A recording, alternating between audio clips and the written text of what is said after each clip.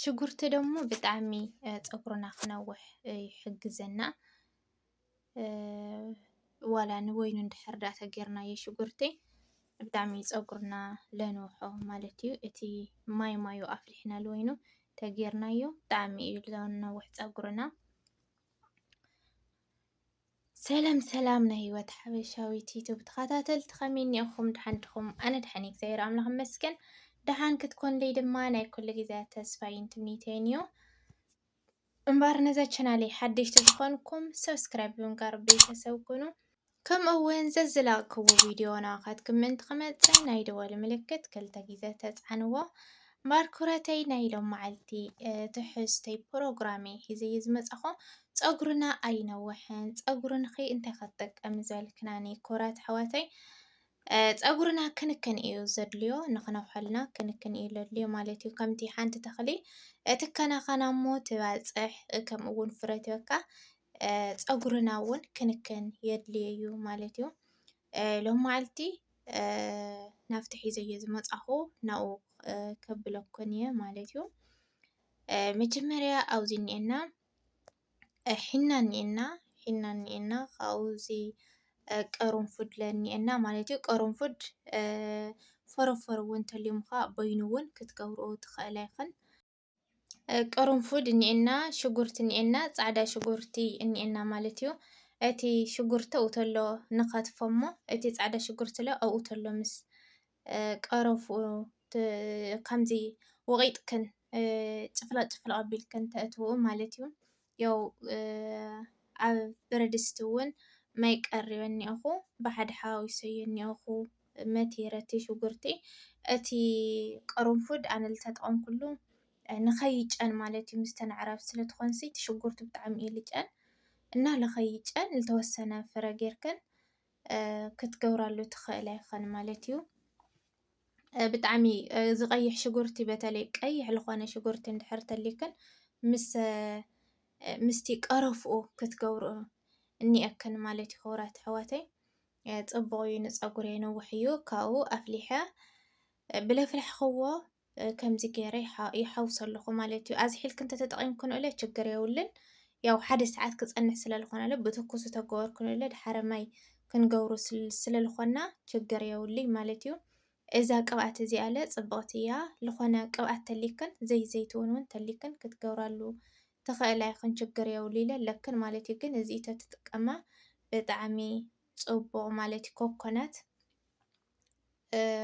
ከምዚ ገይረዮ እኒአኹ ካብኡ ክሓዋውሰዮ ማለት እዩ። ማይ ዝሑለ ክውስኸሉ እያ ክሓዋውሰዮ። ሒና ንፀጉርና ለ ብጣዕሚ እዩ ፅቡቕ ማለት እዩ። ከምዚ ክንሓዋውስ ከለናሲ ሓዊስና ክንገብሮ ከለና ፀጉርና ሓደ ወዝ ዘለዎ ይኾን ማለት እዩ። ካልኣይ ነገር ከዓ እቲ ለስሓየካ ውሽጡ እንድሕር ለስሓየካ ኮይኑ ብጣዕሚ ፅቡቕ እዩ ማለት እዩ። ሓዋዊሰ እኒአኹ ሓዋዊሰዮ ከምዚ ገይረ እኒአኹ ድሓር ለ እቲ ቅብኣት ግን ብደንቢ ክትገብራሉ እኒአክን እቲ ቅብኣት ራእያ ማለት እዩ። እዛ ቅብኣት እዚኣ ልበይና እውን ፅብቕቲ እያ ብጣዕሚ ፀጉሪ ተነውሕ እያ። ከምዚኣ ጌርክን ሙሉእ ዓይኒ ወርቂ ዘለና እግዚኣብሔር ኣምላኽ ይመስገን በላ ማለት እዩ። ሓደ ኢደይ ካሜራ ሓደ ኢደይ ከዓ ከምዚ ክሕብር ክሓዋውስ ብጣዕሚ እየ ተቸጊረ ነይረ ማለት እዩ። እና ከምዚ ገይረ ከዲነዮ እኒአኹ ሓደ ሰዓት ከፅንሖ እየ ማለት እዩ። ድሕሪ ሓደ ሰዓት ክቕባእ እየ ማለት እዩ። ሓደ ሰዓት ብፀናሕኹ ሓደ ሰዓት ኣፅኒሐዮ ዝሒሉ ምናምን ትኩስ ለ እዩ ነይሩ ማለት እዩ። ማይ ስለ ዝሓወስኩሉ ለ ያው ክተዝሕሉ እውን ኮፍ ከተብሎ ኢኹን ላዕጢት ክንእስቑ ተይልክንላ ክዝሕል እዩ ማለት እዩ። ስለዚ ድሕሪ ሓደ ሰዓት ብደንቢ ምእንቲ ክወሃሃድ ማለት እዩ። ድሕሪ ሓደ ሰዓት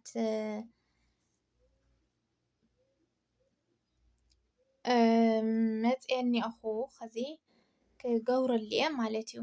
ክትገብራ ከለኽን ግን ብደንቢ መጀመርያ ግን መሸጦ ድሓረ ከየብለክን ናተይ እኳ ቁጥጥር እዩ ነይሩ ኣይሰንተርክዎይ ስኢለ እየ ፈቲሐ ላፍቲ ሒና ምግባር ኣትየ ማለት እዩ። እና ሰንትርኡ ሰንቲርክን ብከምዚ ዝበለ ዓብይ መሰንተሪ ኢኽን ትስንትርኡ ማለት እዩ። እዚ ደቂቕ ተኾይኑ ብጣዕሚ ርእስና ይምንጭቶ እዩ ይሰሓብ እዩ ማለት እዩ። እና ወይ እዚ ብኢድካ ዝሓፃር ለላ ወይ ከዓ ከምዚ ነዊሕ እዚ ኣፉ ዝመሰንተር እዩሲ ሕልፍ ሕልፍ ግፍሕ ግፍሕ ዝበለ ክኾን እኒአዎ ማለት እዩ። እቲ ፀቢ ብጣዕሚ እዩ ርእስና ልምንጭቶ ማለት እዩ ብጣዕሚ የሕምመናለ ማለት እና ከምዚ ክትስንትራ ከለኽን ከዓ እቲ ኣብ ፍርቂ ትሕዝኡ እቲ ፀጉርኽን እሞ ጫፍ ጫፉ መጀመርያ ተልቅቑ ማለት እዩ። ካብ ልየ እንድሕር ኣምፂና ስሒብናዮ ርእስና ከብል እዩ እንታይ እዩ ዝበሃል ክምንጨት እዩ ማለት እዩ። ስለዚ መጀመርያ ብኢድክን ሒዝክን ጫፍ ጫፉ ኣፍ ታሕቲ ሕቖ ማለት እዩ ኩረተይ እና ከምዚ ገይረ ሰንቲረ እኒአኹ።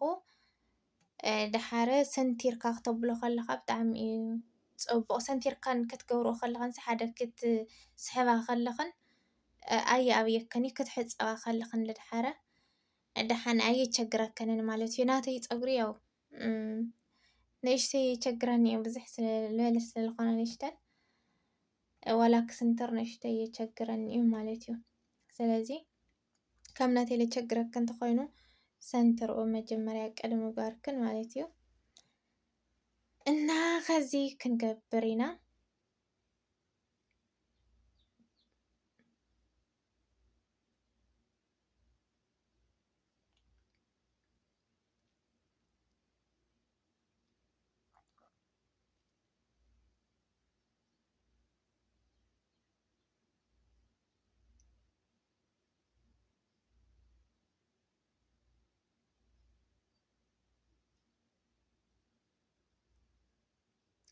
ክትገብራ ከለኸን እዚ ስግኡ ብደንቢ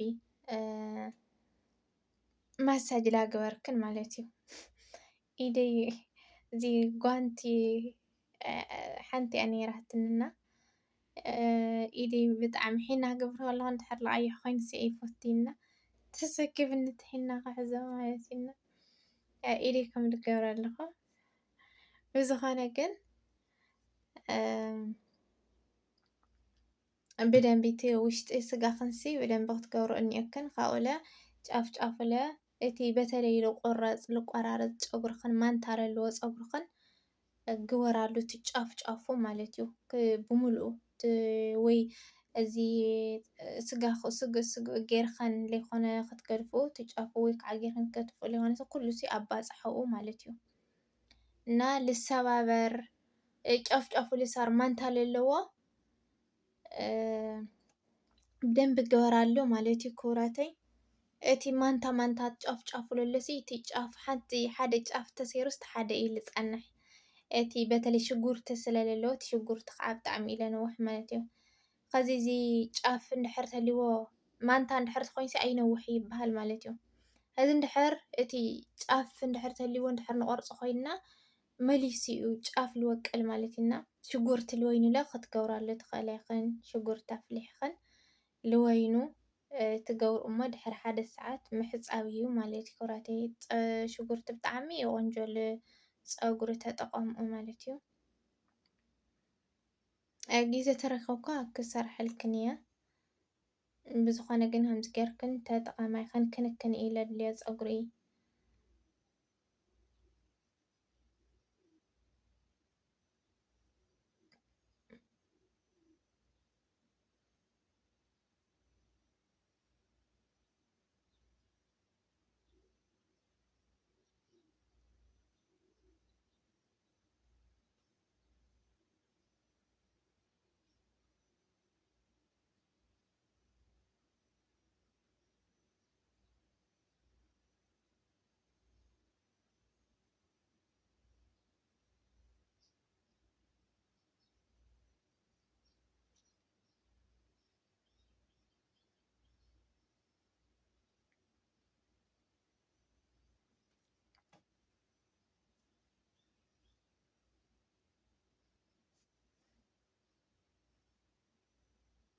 ፃዕዳ ሽጉርቲ ለ በተለይ እዚ ቅድሚት ቅድሚትክን ንድሕሪ ለኸደ ማለት እዩ።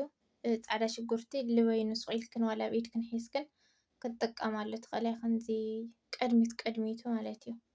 ቅድሚት ቅድሚቱ ስቂልክን ሓንቲ ከዚ ዋላ ውቕጥ ኣቢልክንሲ ብኢድክን ምንም ከይሓወስክን እቲ ፃዕዳ ሽጉርቲ ጥራይ ግበራሉ ኢኽን ማለት እዩ።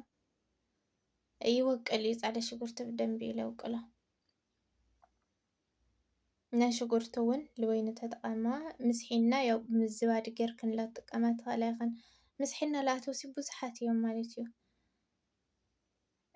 زباد جيركن زي موز جيركن كتقامات غلاخن حنا بطعم يصبغ لصقرخا مالتيو بتلي لحخخكن وشط لحخكن أحواتي حنا صبغيو كاولا أين وحيل ولكن ጫፍ ማንታ ለለዎ ምስ ሽጉርቲ ጻዕዳ ሽጉርቲ ጌርክን ክትገብሮ ከለኸን እቲ ማንታ ተሰዊሩ ይኸዲ ማለት እዩ።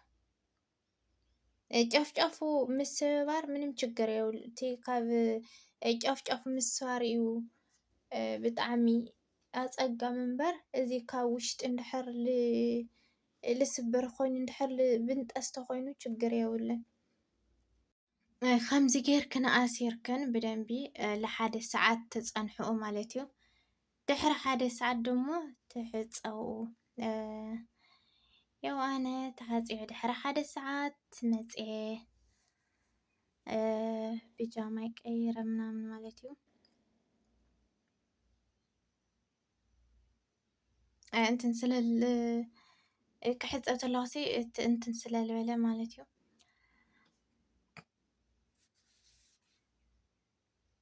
እናቲ ሒና ክትገብሪ ከለኽንሲ በተለይ ኣብ ስራሕ እንድሕር ዳ ኮይና ንክብራተይ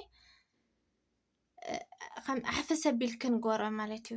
እዘን ኣዕራብ ብጣዕሚ ዳሕናት ኮይነን ኣዕራብክን ችግር የብሉን ግን ኣሕፍስ እንድሕር ዳ ኣቢልክን ጌርክንኦ ሓደ ኣይወርደክንን ኣየባላሸክንን ማለት እዩ። ሕፍስ ዝበለ እንድሕር የመን ሓፊስ ዘይኮነሲ ከም ለይወርድ ጌርክን ማለት እዩ። ኣብ ገዛኻ ተኮይንካ ኣብ ናይ ባዕልኻ ገዛ ተኮይንካ እኳ ችግር የብሉን ግን ብዙሓት ኣዕራብ ኣለዋ ለይፎትያ ማለት እዩ። ስለዚ ኣሕፍስ ኣቢልክን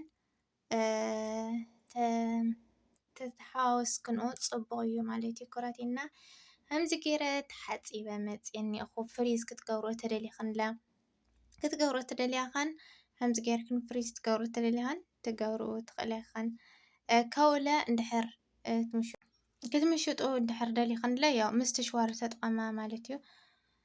ምስትሽዋር ክጥቀማ ኣለክን ያው እቲ ቪድዮ ከይነውሐክን እምበር ከሪአክን ነይረ ግን እቲ ቪድዮ ክነውሕ እዩ ማለት እዩ። ስለዚ ናይ ሎም መዓልቲ ዝነበረኒ ኣብዚ ይወድእ። ብኻልእ ቪድዮ ክስካብ ንራኸብ ሰሰናዩ ሸር ላይክ ብምግባር ምብርታዕኹም ኣይፈልየኒ። እግዚአብሔር ይኽብረልና።